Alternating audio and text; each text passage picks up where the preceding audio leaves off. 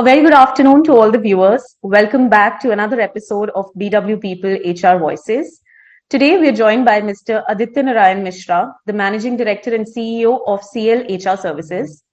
Mr. Aditya has over 2 decades of industry experience. During his tenure, he has been instrumental in designing recruitment processes for large organizations. He's also an active member of the CII HR Forum and has been an executive board member of the Indian staffing industry. Under his leadership, his company has so far placed more than 1 lakh candidates across various organizations. Firstly, welcome, Mr. Aditya. Thank you for being here with us today. Thank you. So today's conversation will revolve around creating a safe haven for women at work and how to create a women's safe environment in general.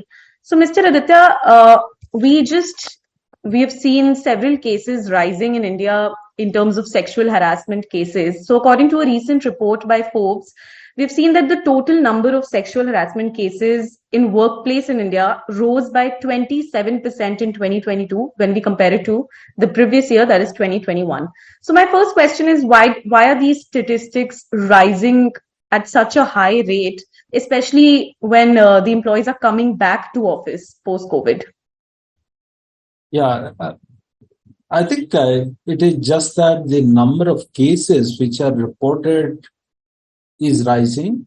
I think that's because the awareness about sexual harassment has gone up tremendously. I think organizations across industry sectors, across regions of India have taken this a lot seriously than what it was a few years ago. That is why a lot more people are comfortable with the idea of coming out and saying that, hey, I have been harassed at the workplace. So I won't say that the harassment as a behavior has increased. All of us know that the awareness has increased, and it is towards the direction of reducing harassment, creating more equity, creating a lot more diversity at the workplace, and getting the workforce to appreciate the value of diversity. Right. So very rightly said. How do you think that, for the viewers, when we talk about the POSH policy, can you explain the viewers a little bit about what the POSH policy exactly is and what are the key components of the policy? Yeah, this is sort of Prevention of Sexual Harassment Act was passed some time ago in the parliament. We all know about what happened in that Nirbhaya case, which was extremely well covered in the media. And across the political spectrum, across all walks of life in the country, all of us were extremely disturbed by it. And that's how this POSH Act came into existence. So it is now mandatory for each and every organization to have a policy to prevent sexual harassment. And this basically defines what is sexual harassment and how do you basically understand that I am being harassed sexually. And then if such an harassment happens, how does the victim come forward and say that I have been harassed? And this policy defines what the organization must do. For example, every organization, the policy says that it needs to have an ICC, Internal Complaints Committee, which will be headed by a woman. It will have an external person. And the organization is expected to create awareness amongst all the employees about sexual harassment and the policy so that people learn the value of treating each other with respect and dignity. Right. And if there is a grievance reported, how to handle it, this policy explains that, what kind of investigation will happen, how the grievance will be redressed. All of that is defined in this policy. And this policy also says that periodically, which is typically once a year, the management team of the company right at the board level has to take cognizance of the number of cases which have come, what is the trend, why it is happening, and if there is any change in the way the policy is being understood, is being implemented. All of that is reviewed once a year typically, and every organization in its annual report filing has to compulsorily mention the number of cases which were reported, the number of cases which were discharged, the number of open cases still. So all of that has become now a part of statutory requirement. But I will also make a small point that these are all statutory aspects, governance aspect that the government has told us. I think a lot more fundamental needs to be understood by each one of us, that we as a society are comprising of almost equal number of male and female. Anything that we see in Mother Nature, we see a balance of gender.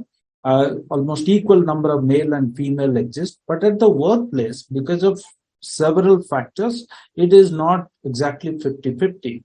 We all understand the value of diversity in anything that we do in our daily lives. But when it comes to workplace, we have to have a similar kind of an outlook. I think that outlook needs to be driven. Unfortunately, in our society, in our education process, in our economic development, people of both genders or people of all genders have not been able to participate equally.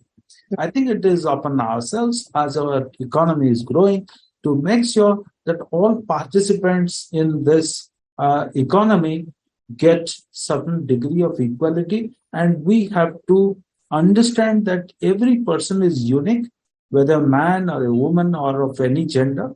We need to have that kind of an outlook in our mind. So then the sexual harassment as an incident will automatically come down. Right. That's my view.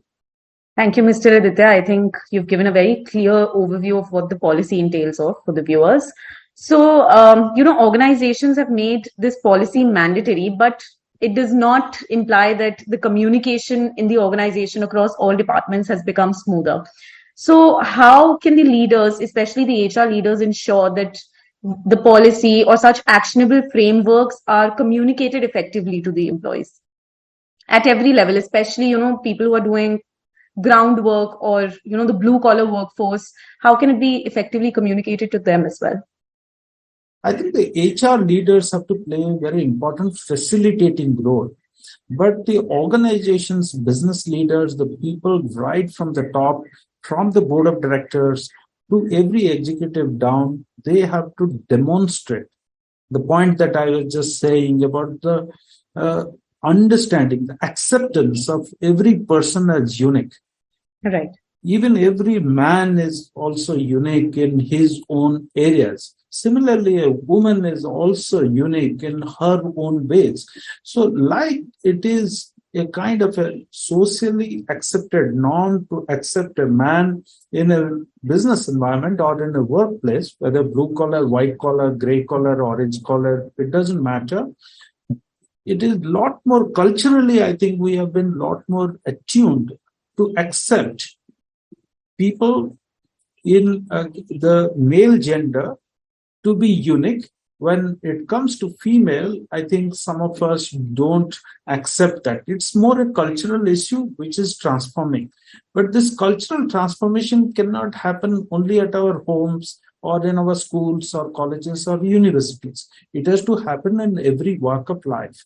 Since many of us who are in the working class or working population talent pool, all of us spend a significant amount of our active life, more than 50% of our active life at the workplace. It's important that the leaders at the workplace, right from the top, have to continuously drive this message as a part of the culture, that it is accepting our colleague having his or her own strengths and limitations. We work with the strengths and we see if some limitations are coming on the way.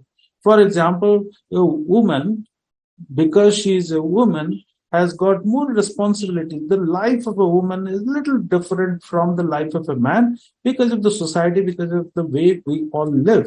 So there is work, there is family, there are some kind of responsibilities similar to a man who has family, who has certain external relations and obligations, and all of that. All of us have to accept that the lives are different. Hence, the behavior at work is likely to be different. There is no reason why I need to look down upon, or I need to tease somebody, or I need to show someone belittled in a different light, throw a different light on that person. So I think this kind of a thinking has to slowly come in and permeate down. That right from the top, everybody has to show, HR has to facilitate. I think a lot of conversations, we work with companies across industry sectors. I go to even companies like engineering companies, EPC companies. There I see even the leaders, there are posters within the organization where with the leader is very clearly in multiple languages. Those posters are written and are put. There are open houses organizations are doing where the leaders are openly talking about it. There are some cases which are happening within the organization without naming the specific employee who was involved in that process. The organization in their open houses, town hall meetings, the leaders are coming and talking about this and expressing their regret for such an event which has happened and why it must not have happened, how it is not tolerated. Some of these are the ideal behaviors. Some leaders are doing it, and that is how their organization's employer brand is becoming more and more powerful over time. And hence, they are able to attract better quality of talent. Right. Very rightly said. I think you explained the employers and the leaders' point of view very well. But as you mentioned earlier, today employees, they want to be heard loud and clear by the organization, right? So when my question is in two parts. So we've heard the saying prevention is better than cure. So firstly, there is a social stigma wherein women, they feel a little embarrassed on reporting such issues, that what will the society think? What will my colleagues think? What will my family think? So first part of the question is, what do we do about that situation? And my second part of the question is, where should the employees, set their boundaries? How do they identify such situations? How do they report such situations? And how should proper training and education happen on this situation for the employees? Yeah, you are right. This is also a very sensitive and touchy aspect as well. Firstly, whether employees are comfortable reporting, it's a function of several things, like the kind of societal values, family values with which one has been brought up. It has got a lot of cultural angles to it. However, I must say that more and more people are becoming more aware of it and more clear in their mind. They are not having ambiguity anymore, that this is something which is injustice and this needs to be dealt with. And this injustice has happened to me. If I tolerate, then it may happen to someone else, my close friend, my fellow colleague, can happen to someone else. I must bring the perpetrator to light. So this is the kind of thinking slowly it is increasingly happening. As I said, it has got cultural overhang, the familial values, and many other factors which come into picture. If an organization can give it an image or a perception of being a safe workplace, then more and more employees will come forward and will talk about it. And possibly in our schools, in our colleges, in our educational institutions, when particularly in our colleges and universities, I think it has to be a lot more visible than what it is today. I think that's an important thing which the education as an industry has to really take cognizance of it. A lot is happening, but a lot more can happen. So that's one part of it. The second part is, how do I know that this is actually harassment? That was the second part of your question, right? Identify it. There have been many cases where the complainant who's saying that I have been harassed has been found to be oversensitive. Certain kind of behaviors are accepted in a friendly setting. One doesn't have to be extremely extra sensitive about it. This is kind of a little bit of a gray area. So what the organizations must do and what individuals must do, we recommend two things. One is that the organization has to, from time to time, conduct these workshops, sessions by experts who can provide examples to explain, or maybe kind of role plays to explain that what kind of a physical touch, for example, or what kind of a word or a greeting or some kind of a response is considered acceptable within that workplace, and what is actually not harassment. So that people need to understand. And the thumb rule that many trainers suggest, and we also suggest in our own organization, if something happened to you and you are pretty comfortable talking about it openly with many of your friends, with your family, then possibly this is nothing to hide, and you are, it was all right. So you are not feeling let down, you are not feeling depressed, you are not feeling disappointed about what happened. If it happened, if you felt so, please bring it up to the right people. No need to spread rumor or gossip about it, because these are also factors which spoil the workplace. Right. There might not have been any harassment, but someone is just a kind of a little bit of an ambiguity in one's mind. One has to come out and talk about it. And maybe somebody will explain, saying that, hey, we have investigated. We think that this was not a harassment. It was possibly a conversation which didn't go the right way. So you guys have to both meet and sort of sort it out. That's how the workplace will remain to be something that you look forward to. You want to go to that workplace next day. So these are my thoughts on it, Savi. So, Mr. Aditya, when a person, a woman employee or a male employee, they are a victim of such kind of an harassment, I want to ask, under the POSH policy, we're coming back to the POSH policy. Under the POSH policy, what are some of the support mechanisms that can be provided to them? And as an organization, how can they support the victims of such harassment? The policies, many organizations have a lot of clarity. They have defined this, that the victim can report a case in extreme confidence. It will not be brought to the light, even to the manager's attention and all of that. It will only be handled by the ICC Internal Compliance Committee members, who are not likely to be people who are in the reporting hierarchy of that person. Just in case a member of the ICC is part of the same department, then that person doesn't become the part of the investigation committee to keep it completely neutral and objective. And feedback is given to the victim or to the complainant, unless somebody is the issue reported is found to be actually a harassment, then it's not a victim. The person is not the complainant is not the victim. But until the issue is resolved, it is treated that the complainant is the victim, and and the issues are also, there are time frame which is defined by organizations in the policy. to discharge a claim within a certain period of time. So all of these are defined in the POSH policy. So the employee need not really worry. The principle or the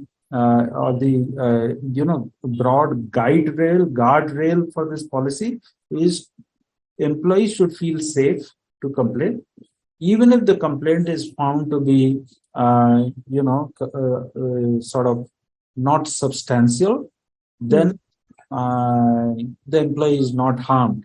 But if the claim seems to be spurious in nature or intentionally made to sort of defame someone else, then the policies also talk about taking punitive steps against such deliberate actions by the complainant. That also is given in the policy. Very important. That is one factor that is very important. I agree. So external stakeholders in this case are very important. When we talk about industry associations or legal experts with changing laws and, the government regulations every day, it is important to stay updated on what is happening and what are some of the best practices. So how important is associating or collaborating with such industry associations and legal experts to seek redressal for maintaining a women's safe workplace? Yeah, I think it is very important for organizations, particularly progressive and large enterprises who really care about their employer brand. They must take more action on this than the others. They need to be part of various associations, bodies.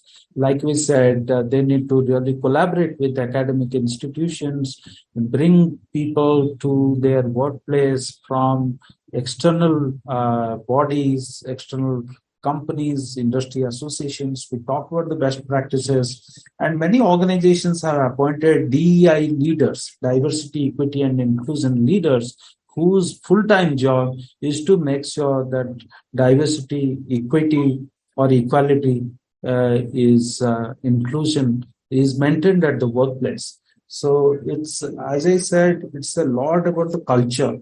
So the culture building and keeping the cultural guardrails in place is an ongoing activity for any organization. It's not a one-time activity. Just making a policy, making a few posters, making one town hall, sending a few emailers inside the organization and doing and reporting the cases in the annual report could give you tick marks on the statutory perspective, but it doesn't impact the culture.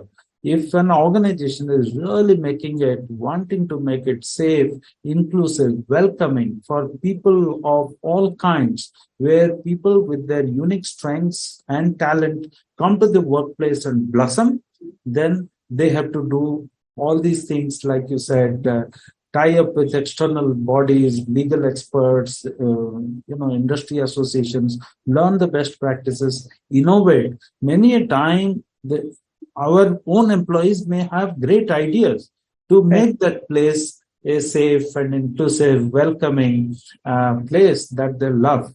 So consulting with the employees, getting these ideas, implementing them could also be great ideas.